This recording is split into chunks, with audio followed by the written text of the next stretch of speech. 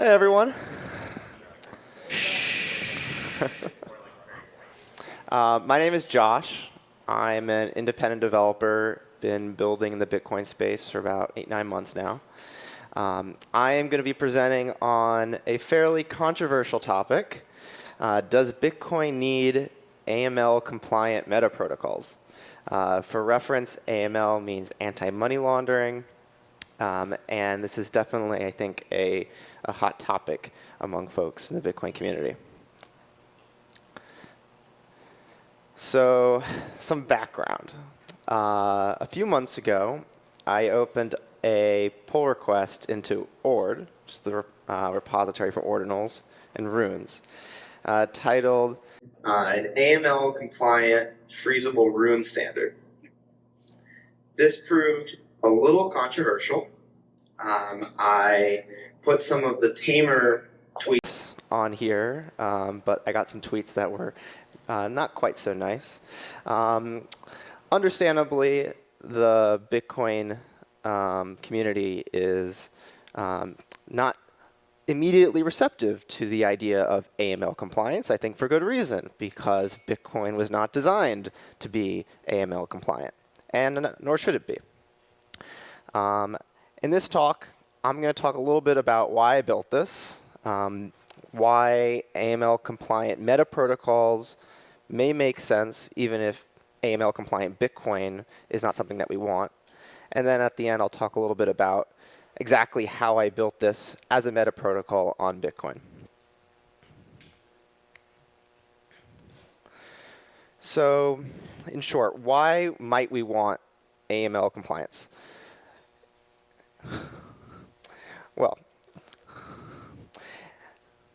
yes, our esteemed guest here is this specific tweet. So some people want to trade Bitcoin-related public companies. There's a growing number of these public companies that are adopting Bitcoin treasury strategies. Bitcoin users want access to these equities. But for various reasons, a lot of people don't want to sacrifice self-custody of their Bitcoin specifically. And the reality is that if we want non-custodial Bitcoin capital markets where companies can go public and people can sell their Bitcoin for these stocks or sell the stock for Bitcoin, then you need to have compliance with the physical jurisdictions where these assets reside.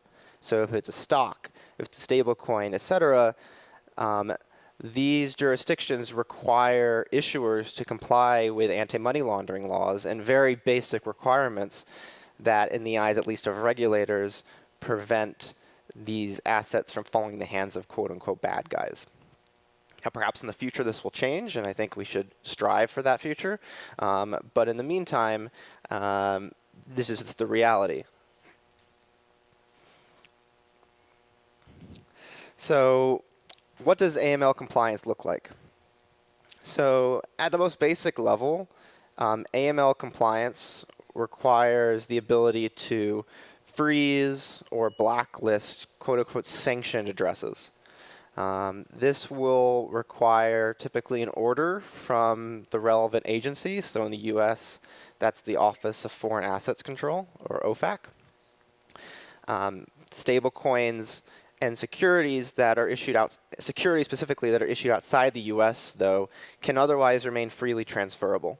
There's different rules right now for securities that are being issued in the US to US consumers. But if you're issuing a security abroad or issuing it only to foreign people, then those securities can be freely transferable as long as you have the ability to freeze and address some balances if the regulators tell you to. And so this just happened very recently. This is the CEO of Tether, and somebody got hacked, and Tether went in and said, "Don't worry about it, we'll freeze their address and give you back your money."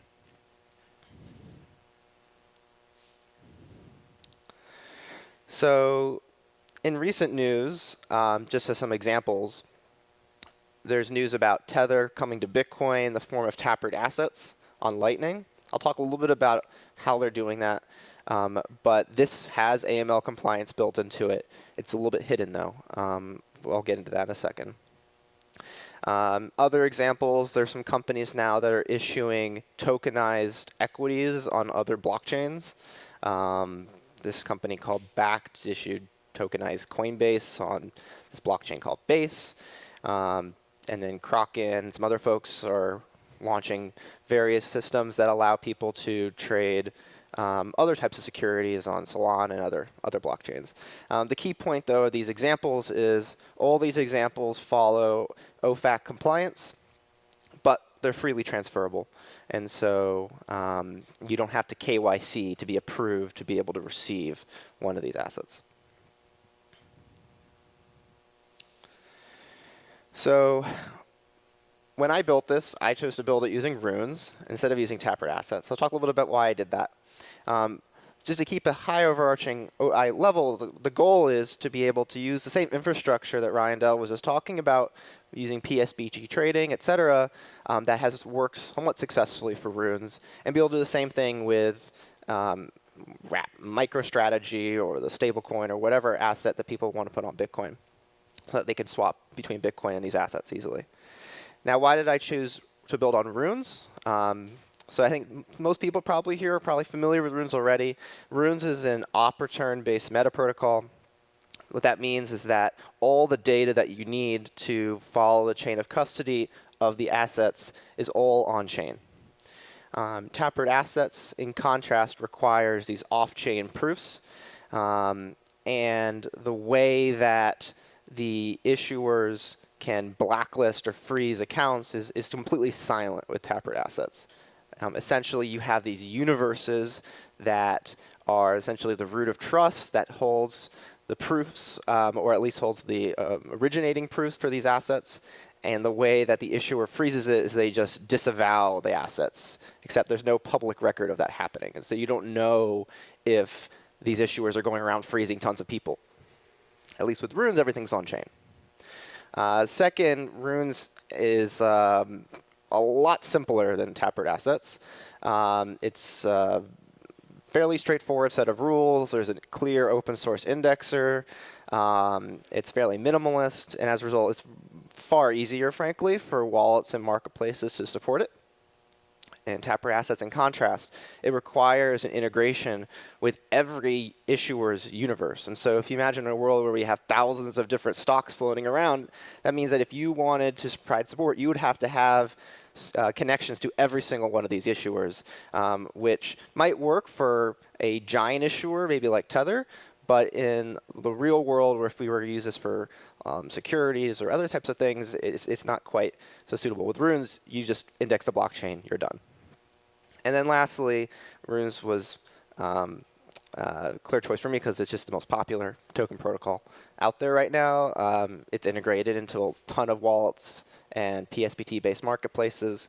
And at least the time that I built this taproot assets, I don't think was yet out of its alpha period. So talk a little bit about how exactly I built this project.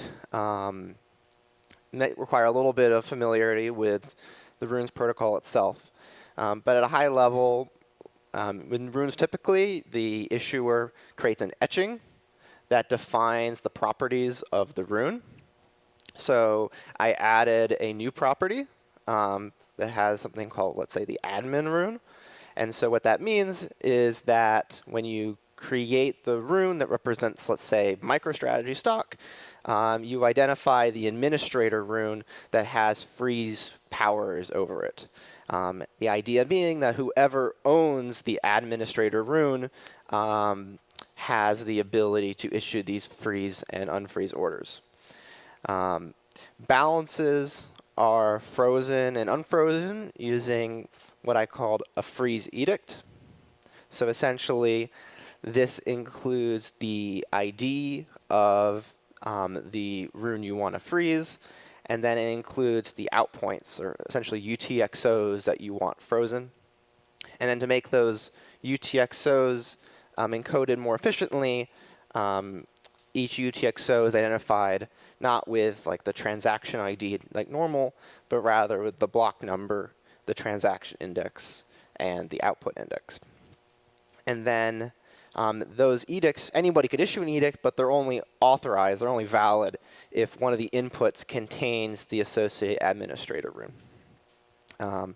There's some additional things I did to make this a little more efficient. You can make the rune that you want to freeze null, essentially, in which case it will just freeze all of the runes that can be frozen with the administrator rune. So that saves some bytes, things like that. And then finally, frozen balances are considered lost if they're spent. So this is a little bit different than how freezing typically works on, let's say, EVM chains. On EVM chains, when the freeze goes in, you literally can't transfer it. Well, on Bitcoin, as Ryan was saying, Bitcoin has no notion of metaprotocols and what's going on. And so if the assets that are held on UTXOs, those UTXOs can be spent regardless of whether or not it's frozen.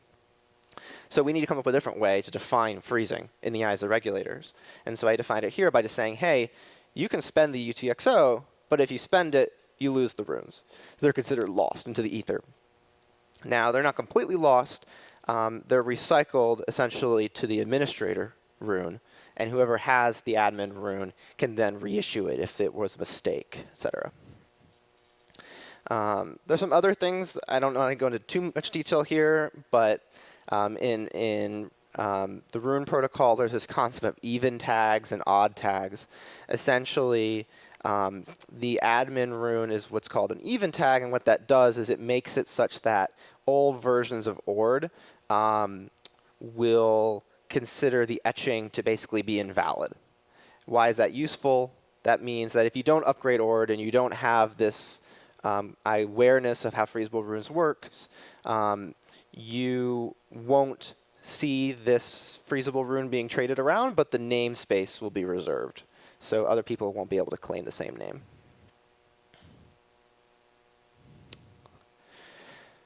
So there are several areas where there's room for improvement. So this was the result of some discussions that I had with Casey after I made this PR. So first, the admin rune should be explicitly non-upgradable so that users always know which balances are frozen. So the runes protocol has never been upgraded, but there is built into it upgrade mechanisms. You can create, as I said, these new even tags or odd tags that allow people to opt in to new rules that are added in the future.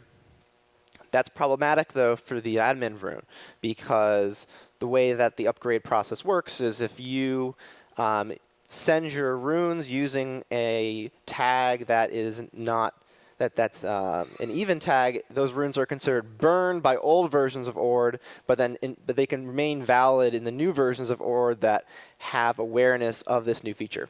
That's problematic because that would mean that new versions of ORD might consider freeze edicts to be valid that old versions of ORD won't even see because the rune that was used to make the freeze order was burned.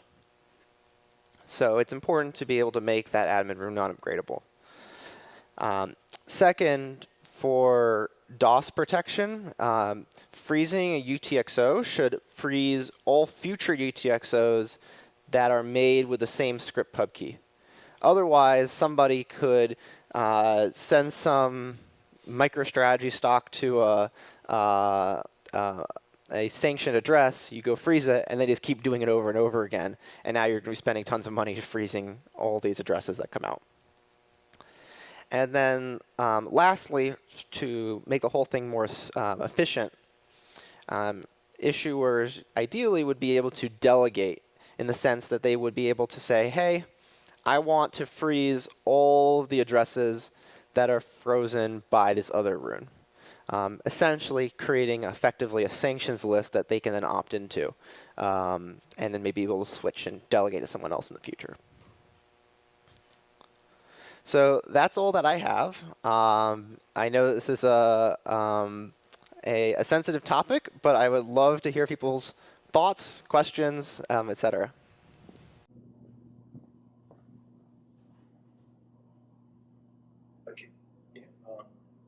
maybe a silly question. I just want to clarify. When you were talking about freezing rules earlier and then reissuing, there would be limitations. You could issue more rules than were frozen. Right? Like the idea would be only the thing. That's right. Yes. So essentially, there's a new idea called like a lost supply, and the admin would be able to reissue only that which has been lost. Yeah.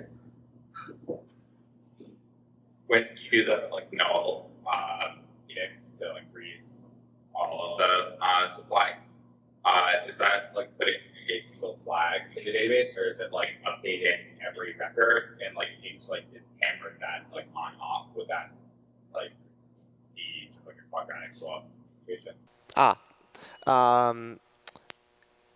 Yes, potentially. Basically, it's going to look through all of the runes that can be frozen, and it's going to try to freeze those that have a balance. So conceivably, that could be a quadratic blow-up problem,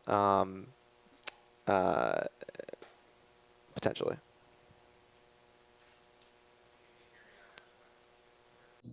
One second. Now it should work. Test. Check. Test. Switch on. Yeah, it's on. Yep. Test. Just keep talking. You're good. I can talk loud also. Yeah. Oh, hey, it works. Thank you. Thank you.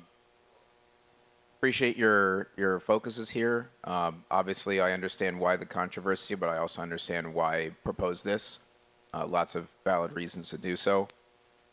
What's your feedback on the 2 of 2 multi-sig response for this? Because I'm a fan. I feel like forcing stablecoin issuers or whoever else to establish a time horizon for their multi-sig and for other things that would be part of this. I feel like the 2 of 2 is a really productive response to this in the PR comments that I saw. I wonder what your thoughts are about that. So for context, you mean 2 of 2 where every balance is held in a 2 of 2 between you and, let's say, the issuer? That would be prepared to be frozen at some point, or have any other need to be managed. Yeah. So I would say that nothing necessarily wrong with that approach.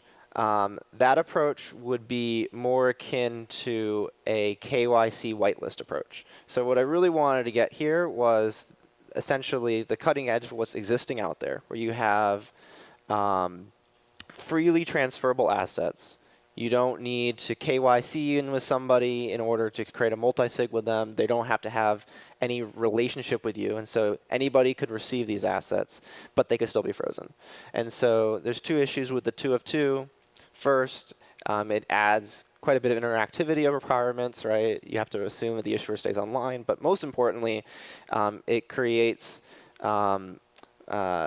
essentially a situation where you're kind of a customer with the issuer, which means that now they're going to be subject to more rules than they would otherwise be subject to. It would be basically like having a bank account with them. And perhaps for some people, for some use cases, that's desirable. But I think if you look at the market, those types of solutions have not found traction either on Bitcoin or elsewhere.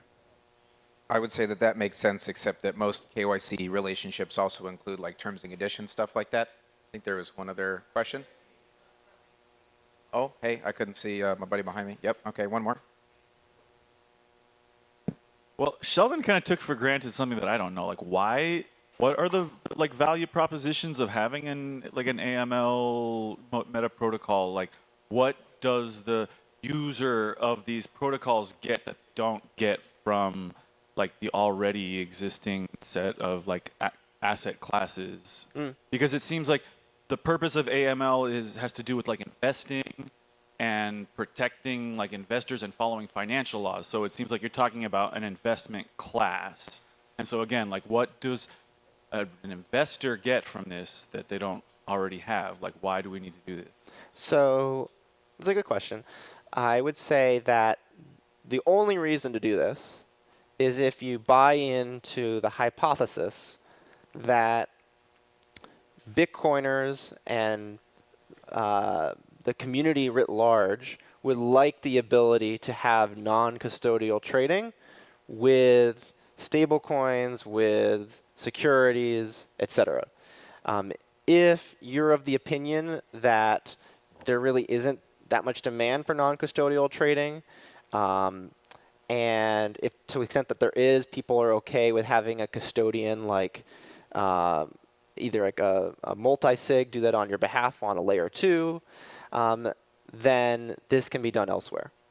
But if you're of the opinion like, hey, you want to be able to use your Bitcoin to go buy MicroStrategy stock, or you want to use your Bitcoin and you want to, for whatever reason, de-risk by moving into a stablecoin, well, for those assets to even exist at all, there is no world in which they can exist without AML-compliant functionality.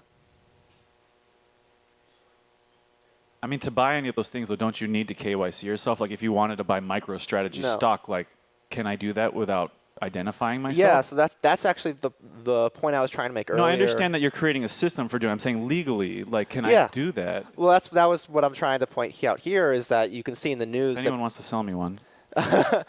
people are doing this, just not on Bitcoin right now. So on other blockchains, the law is such that you can have freely transferable stocks. You can have freely transferable stablecoins where you don't need a KYC in order to receive it. You don't need a KYC in order to send it.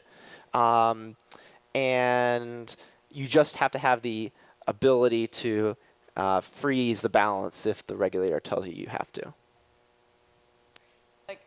So I guess the protocol on which these digital assets, for lack of a better term, are issued has to include the ability for the issuer to freeze, not for the individual at like the I'm selling you, one of these assets level. Like not usually my responsibility as a private citizen, but it could be the responsibility of the issuer. Is that? Yeah, that's exactly right. That's where the law currently stands. Portland had a question.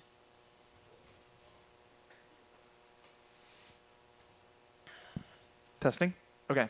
My question is, you kind of save some space by using a block index and a TX index. Are you allowed with your version to proactively, like maybe a block in the future and an index in the future, like block 900,000?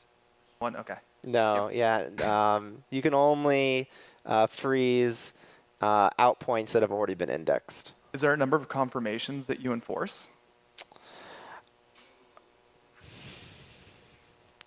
I'm just saying maybe something's really valuable to maybe produce some blocks in the past and reorder some stuff.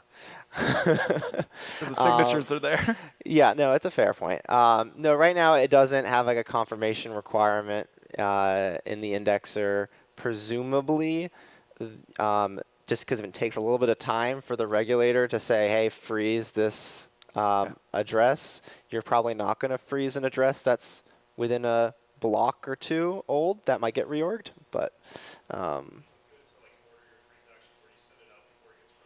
Or dodge it. so that's a very fair question. So that was something that Casey brought up. In practice, I would imagine that these freeze transactions would be sent through private mempools in order to avoid somebody trying to move it just in time. I believe, well, on other blockchains, they primarily use my private mempools anyway, so this isn't too much of a problem, but that's how I'd expect this to evolve on Bitcoin. Thank you. Sorry.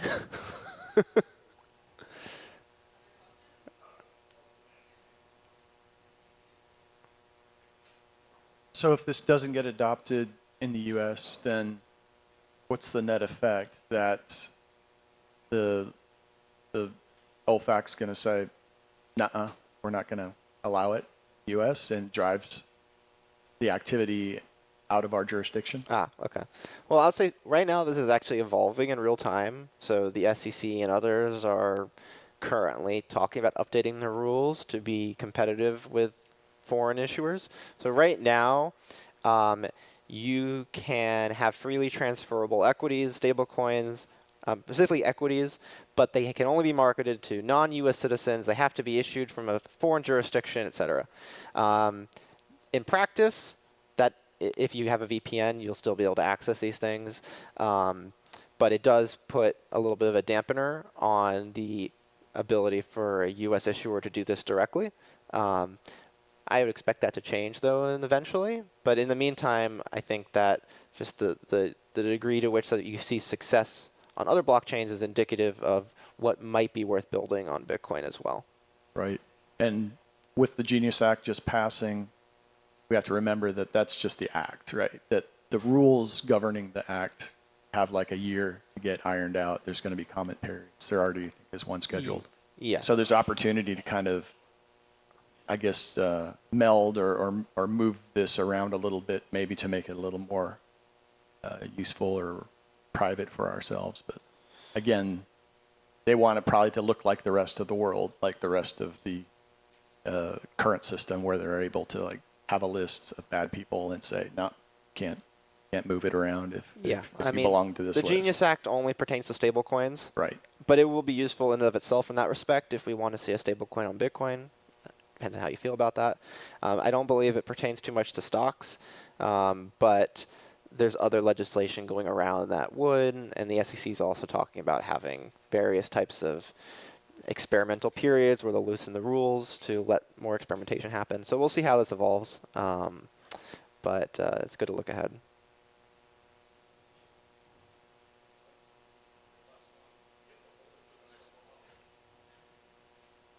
Just one thing that you were mentioning, one of the benefits this would have of the 2 of 2 is that you mentioned before a coalition where people could keep an OFAC list across several issuers, right? Whereas a 2 of 2 would only exist for that particular asset. That's correct. Yeah. Yeah. I mean, in the end state of this, I imagine it would work as closely as possible to how it already is implemented on other systems, on other blockchains. And on other blockchains, typically there's a sanctions list that then all the different issuers essentially opt into. That's managed by some oracle, and they publish the new addresses that are being frozen, and everyone else's, all the issuers automatically will have their balances OFAC compliant. Right, update the list, then you could have a collaborative list across Yeah. several issues. And as far as like somebody was asking about a use case earlier, as far as a use case, something like this, I think would make institutional investment easier. Where if some institutions just wouldn't be willing to interact with an asset if it didn't have certain controls over it, like this. Yeah, I would think that's true. Although I would say before you can have anyone even interacting with it, the issuer has to first be able to put it out there legally. So, but that's true too. Yeah. Thank you. Yeah. Great. Well, thank you very much.